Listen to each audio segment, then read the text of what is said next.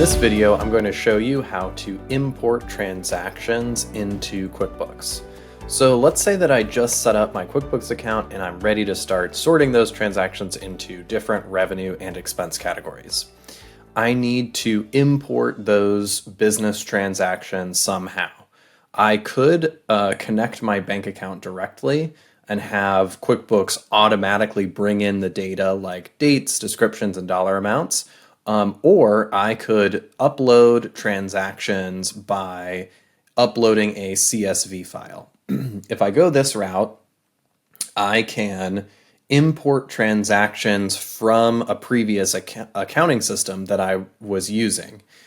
So let's look at how to download transactions from an accounting system and then upload them to maybe a new one that you're switching to. So if I go over to Wave here, when I log in, I get this dashboard. To download all of the transactions that I have in this in my account here, I need to go to Settings and then all the way down at the bottom, Data Export.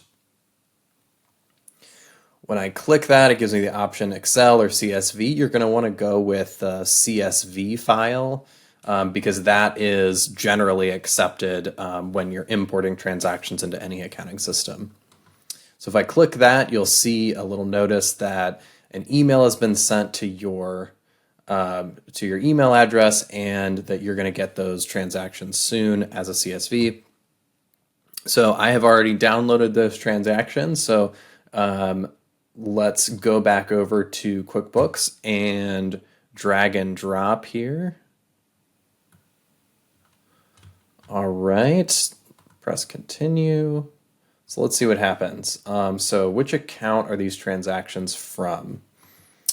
Okay, so it's saying like what bank were you using or maybe payment platform were you using when spending this money or receiving this money. And I'm not set up with any bank accounts other than just this cash bank account. So I'm going to add a new bank account. Yes, it's a bank account. Cash on hand, actually, let's say it's a checking account. And I'm going to say this is my Navy Federal checking. I don't need to put a description, and I don't need to make this a sub account of another account. When do I want to start tracking in this account?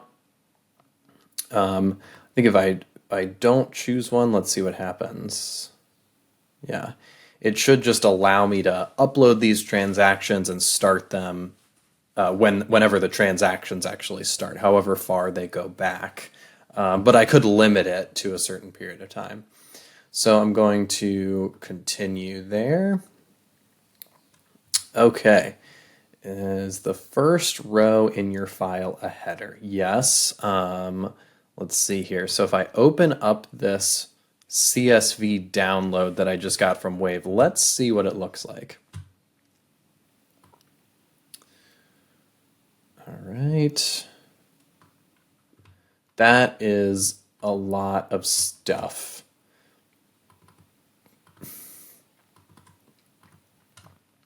So let's make sure QuickBooks is able to read the columns and the rows correctly to upload everything in the right place. Okay, so yes, the first column is a header. We've got the account name here. Looks like we've got some descriptions and maybe vendors or customers here. And we've got the date and the amount in one column. So that usually you'll just need the date, the category, and the transaction amount. So let's see what we have to fill in here. All right, how many columns show amounts? Well, many columns show amounts. What's the date format used in this file? Looks like month, right? like that. And let's see here. Okay, so this is where we select which column goes where. So we have to make sure that it's reading the right column and putting that information in the right place. So, okay, so the date is going to be, yes, that column 2 transaction date. The description is going to be transaction description. That's great. And then money received. Okay, so we have 2 columns there. So money received could be in one of those 2 columns. Why don't we simplify this and just say 1 column, because in the file here from Wave it helpfully gives us both options. So 1 column right there, boom, picked it up already, so that's nice. It wasn't too hard. I didn't have to delete a bunch of stuff from the spreadsheet or rearrange the order or anything. QuickBooks picked it up pretty quick. All right, oh, and then it actually lists all of these transactions for me. And so, yeah, let's import all of them. Import 32 transactions. Yes, let's do it. All right, you're in control. Cool, let's do it.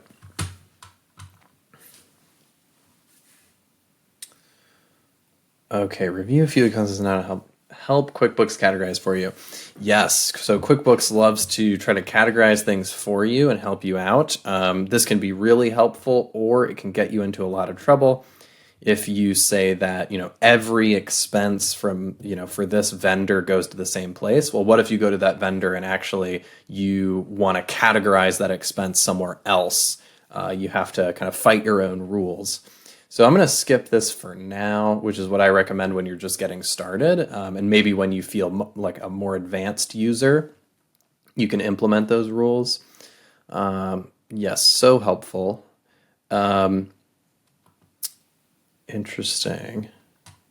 Interesting that it categorized it as sales. Since I believe this is the rent payment, let's X out of that and see what we're working with. All right, so here we are under bookkeeping and specifically transactions. We've got our bank transactions here, and this is our Navy Federal checking that we're set up with. And we're in this for review piece. And when we categorize things and confirm them, they move over to categorized. So let's take a look. It looks like it's doubling every transaction, which I think was Wave's attempt at making sure that the money was coming out of our bank account and then going to the revenue or expense category. Whatever it was trying to do, it doubled all these transactions, which is not helpful at all, which means I need to go through and take out a bunch of these transactions, which is not great. So here's how I would do that. I'm going to check that off. Home Depot. Yeah, so I know, just because I have worked with these transactions before, that these are rent payments, the 998, and so they shouldn't be income. So let's see here. That's yeah, we can say that's sales. But yes, every other one is being duplicated. Interesting that this is not. Okay.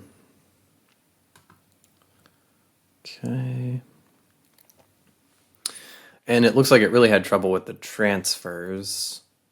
So if I was transferring money between bank accounts, you might have a lot of trouble there. What we would really want to say is $200 came out of our Navy Federal and went into our other bank account. Since I don't have the US bank account hooked up, I'm just going to leave that, just the negative amount, as a transfer out. And maybe that's my personal account, and I'll call that an owner draw.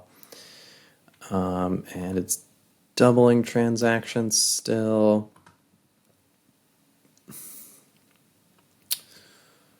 All right. Almost there. Interesting. Okay, and let's just get rid of those transfers there. All right, let's just exclude all of those duplicates.